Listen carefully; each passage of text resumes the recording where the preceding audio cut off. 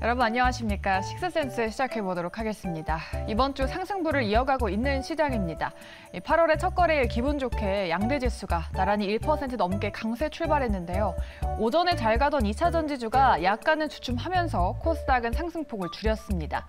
대신에 2차 전지에 쏠려있던 수급이 여러 섹터로 나뉘어진 모습을 보여줬는데요. 이제는 정말 8월 달에는 전반적으로 골고루 상승하는 시장에 대한 기대를 가져도 되는 걸까요? 두 분과 그 답을 찾아보도록 하겠습니다. 오늘은 최진욱 팀장 그리고 이주호 본부장과 함께하도록 하죠. 두 분 안녕하십니까? 반갑습니다.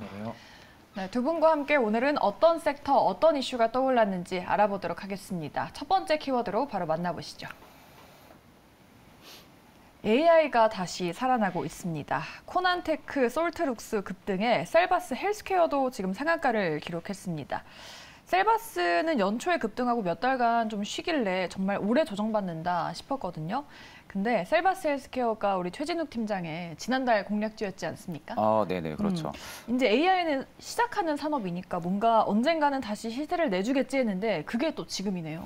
그렇죠. 이게 지금 또 시세가 나오는 부분도 연이어서 이슈가 계속 터져주고 있기 때문에 지금 AI 쪽에 좀 접목해서 지금 주도 사이클이 또 잡히고 있는 모습이죠. 근데 이제 여기서 조금 옥석가리기를 진행을 좀 해야 되는 부분들은 일단 그냥 AI 산업과 의료 AI 산업을 좀 나눠서 봐야 되거든요. 그러니까 지금 상황에서 조금 더 성장성이 부각이 될 수 있는 부분들은 저는 의료 AI 쪽에 조금 더 한 표를 던지고 싶은 상황이긴 합니다. 왜냐하면 지금 AI 산업 자체가 사실상 밸류를 도출하기가 아직은 조금 많이 어려운 산업이거든요. 그러니까 그만큼 지금은 정답이 없는 영역이에요.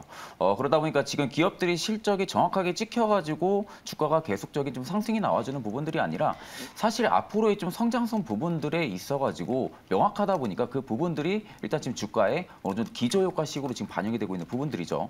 그러다 보니까 지금 이제 솔루션 중심의 실체는 아직까지 좀 확실하게 보이지 않는 상황이다 보니까 좀 앞으로 대기업들이 AI 투자에 있어가지고 적극적으로 좀 나서 주는지를 조금 더 명확하게 좀 체크를 해볼 필요성은 있다고 생각을 하고 있습니다. 네. 뭐 이번 달에는 하이퍼 클로버 X를 비롯해서 좀 AI 모멘텀이 여러 개가 있는 것 같은데 AI 섹터 자체가 8월에 좀 다시 주도주로서 살아날 수 있을까요?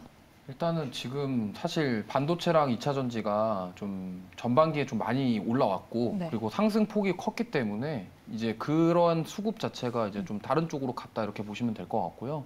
특히나 이제 네이버 같은 경우는 그동안 주가 조정을 많이 받았고 그다음에 이제 AI 쪽 플랫폼 사업 관련해서 이제 24일 날 새롭게 런칭하는 그런 것들이 이제 기대감에 대한 수급이 들어왔다 이렇게 좀 보면 될 것 같습니다. 그리고 지금 네이버 같은 경우가 3거래일 동안 계속 강한 모습 보이고 있기 때문에 네. 지금 사실 저는 좀 좋다고 보고 있어요. 왜냐하면 실적에 대한 부분도 있고 앞으로의 사업성에 대한 부분들. 그렇지만 이제 그게 단기적인 이슈에 끝나지 않냐에 대한 부분을 조금 더 확인해야 됩니다. 왜냐하면 앞서 말씀하신 것처럼 정답이 없기 때문에 그거에 대해서 뭐 밸류에이션을 측정할 수 있는 그런 뭔가가 없어요. 지금 그런 판단 기준 자체가 모호한 상황이기 때문에 그냥 단순하게 산업에 대한 기대감으로 이 주식을 투자를 할 것이냐 말 것이냐 이거를 지금 결정해야 되는 상황이라서 그 부분에 대한 우려가 조금 있다. 이 정도로 보시면 되겠고 사실 1분기, 2분기에 시장을 주도했던 AI 반도체부터 시작해서 뭐 2차 전지 쪽은 숫자로 보여지는 것들이 있었기 때문에 그 상승 랠리가 펼쳐졌다. 이렇게 해볼 수 있겠고요. 사실 AI 챗봇 관련 그 플랫폼 관련주들이 사실 1월 달에 반짝 상승을 했었습니다. 근데 했다가 조정을 깊게 받았죠. 네. 그런 부분들을 봤을 때 이번에도 사실 수급이 들어왔다가 언제 또 나갈지 모른다. 왜냐하면 밸류 측정 자체도 안 되고 이게 얼마나 매출을 가져올 것이며 그거에 대한 수익성이 얼마나 나올 것인지 아예 측정 자체가 어렵기 때문에 그 부분을 좀 고민하시면서 투자를 하시면 좋겠다. 좀 이렇게 말씀드리고 싶습니다. 밸류에이션 측정이 지금 당장은 어렵다. 그래서 기대감으로 투자를 해봐야 될지 말아야 될지 지금 결정해야 되지만 뭔가 수급이 얼마나 지속될지는 지켜봐야 된다. 두 분의 의견이 좀 비슷하신 것 같습니다. AI에 대한 전략 세워봤고요. 두 번째 키워드로 넘어가 보도록 하죠. 반도체입니다. 요즘은 HBM을 빼고는 반도체를 얘기할 수가 없는 것 같아요. 요즘 보면은 HBM 관련주 위주로 좀 시세가 나오고 그 종목들은 크게 꺾이지 않는 주가 흐름을 보여주고 있습니다. 이 삼성이랑 SK하이닉스의 주가 향방을 조금 가르는 것도 HBM이지 않나 싶은데 하반기에도 HBM 관련주 위주로 하는 상승장이 펼쳐질까요? 네, 저는 그렇게 생각하고 있고요. 왜냐하면 지금 삼성전자랑 SK하이닉스가 결국에는 이제 이 시장에서 결국에는 앞으로 살아남기 위해서는 이 HBM을 안 할 수가 없거든요. 그리고 AI 반도체가 이제 현실화되고 있기 때문에 그럼 그쪽에 미래 먹거리 산업을 사활을 걸 수밖에 없는 상황입니다. 그리고 사실 뭐 엔비디아부터 시작해서 지금 AMD 그리고 많은 빅테크 기업들이 지금 AI 사업을 준비하고 있기 때문에 그러한 지금 준비 과정 속에서 이쪽을 투자를 하거나 뭐 생산을 늘리거나 이런 것들을 안 할 수가 없는 상황이라고 보시면 되겠고, 그거와 관련해서 지금 삼성전자랑 SK하이닉스도 주가 흐름이 좋지만 HBM 관련주들이 계속적으로 주가 조정이 없이 지금 옆으로 횡보하고 있는 모습이 나오는 이유가 그런 거랑 관련이 있다고 보시면 될 것 같습니다. 사실 지금 1월 달부터 포문을 열었거든요. AI 챗봇이 포문을 열기 시작했는데 사실 AI 챗봇 그 기술, 그러니까 플랫폼 기술 자체는 결국엔 하드웨어와 소프트웨어 사이의 중간다리 역할을 하는 거거든요. 그렇기 때문에 그 플랫폼 사업 자체가 아직은 뭐 좀 구현되기 어렵지 않냐라는 1월 달에 그런 느낌이었다면 사실 2분기 들어서면서 그 후공정 관련 패키징 관련주들이 좀 계속적으로 주가 상승이 나오고, 특히나 엔비디아 같은 경우는 올해 $100짜리가 지금 $460 뭐 지금 시총 자체가 어마무시하게 늘었거든요. 그런 것들을 봤을 때 결국에는 삼성전자랑 SK하이닉스가 그러면 엔비디아와 AMD 향 그런 매출, HBM 매출을 얼마나 가져갈 수 있겠냐, 그리고 TSMC와 싸움에서 이길 수 있겠냐, 이러한 것들이 지금 사활이 걸려 있다. 이렇게 봤을 때 지금 삼성전자랑 SK하이닉스는 앞으로 이 부분을 주목할 것이다. 그리고 대표적인 AMD랑 엔비디아처럼 팹리스 기업들이 결국에는 우리나라 파운드리 공장에 맡기게 되거든요. 그럼 그쪽에서 TSMC와 경쟁해서 싸워 이기려면 결국에는 이쪽 사업, 그리고 우리나라에서 가지고 있는 이 기술력 바탕으로 해서 GPU와 HBM 그리고 D램 이런 연결고리들이 앞으로 하반기 증시 랠리를 더 끌어올려 줄 것이고, 반도체 관련주들이 랠리를 펼칠 것이다. 특히나 이제 한미반도체 같은 경우는 오늘 또 장마판에 52주 신고가를 재차 경신했거든요. 그만큼 시장이 이렇게 반도체주들이 수급 자체가 막 쏠리는 현상이 계속 나오고 있고, 그 와중에서도 강한 녀석들만 강한 모습, 이런 것들이 계속 연출되고 있기 때문에 이런 것들을 꼭 보셨으면 좋겠고, 하반기에도 이 HBM 관련 랠리는 계속 이어갈 것이다. 저는 이렇게 전망하고 있습니다. 네. 삼성전자가 지금 낸드 플래시를 추가 감산을 진행한다고 했잖아요. 그러면은 뭐 삼성전자 향 HBM 장비주도 좀 기대를 해볼 수 있을 것 같고, 그렇게 되면 SK하이닉스의 재고 자체도 빠르게 줄어드니까 뭔가 상대적으로 소외되어 있었던 전공정도 기대를 해볼 수 있지 않을까 싶은데, 아니면 뭐 그냥 HBM 위주로만 봐야 될까요? 어떻게 전략을 좀 세우시겠어요?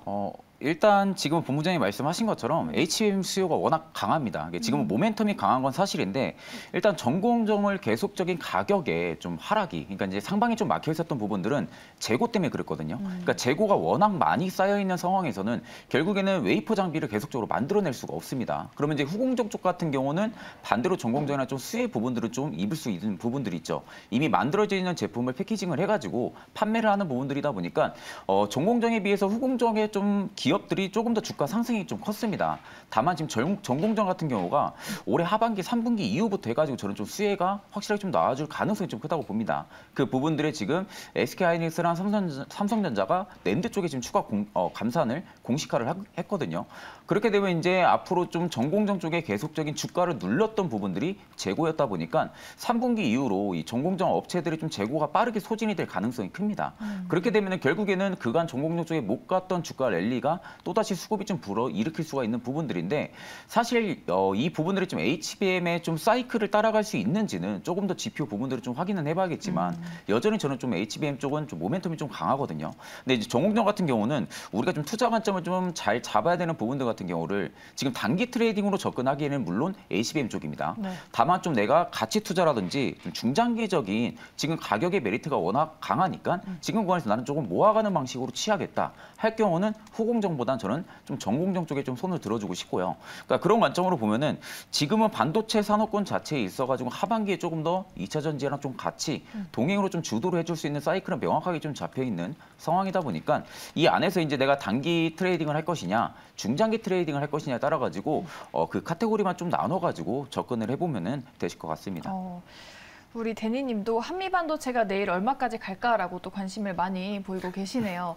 이렇게 핫한 HBM, 뭐 두 분 다 HBM을 위주로 한 상승을 전망하고 계시고, 팀장님은 장기적으로는 전공정이 좋다라고 코멘트를 해주셨습니다. 반도체에 대한 전략 잘 참고해 보시면 좋을 것 같고요.